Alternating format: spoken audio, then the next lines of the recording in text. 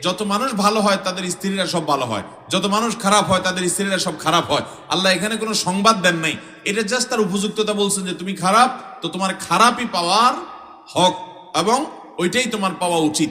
তুমি ভালো, তাহলে তোমার ভালো পাওয়া উচিত, এটা তোমার প্রাপ্য। যার খারাপ পাওয়া উচিত আল্লাহ দয়া করে তাকে ভালো দিতে পারেন কি পারেন না? ফেরাউনের মতো খারাপ মানুষকে আল্লাহ তাআলা ভালো স্ত্রী দিছেন না দেন নাই? আবার আল্লাহ নবী লূত আলাইহিস সালাম এবং নূহ আলাইহিস সালাম, আল্লাহর দুজন নবী নেককার বান্দা, তাদের দুজনকে দুজন স্ত্রী দিয়েছেন যে স্ত্রীরা তাদের প্রতি ঈমান আনেন নাই। তাহলে অমুসলিম, আল্লাহর প্রতি ঈমান নাই, সেই কুফরি করা মানুষগুলোকে নবীর ঘরে আল্লাহ স্ত্রী হিসেবে দিয়েছেন। তাহলে ভালো মানুষে আল্লাহ তাআলা খারাপ মানুষ দিয়েছেন না দেন নাই? তাহলে এভাবে এই আয়াতের আলোকে এই সহজ সমীকরণ করা যাবে না, আর এই আয়াতের ব্যাখ্যা মোটেও সঠিক না যে ভালো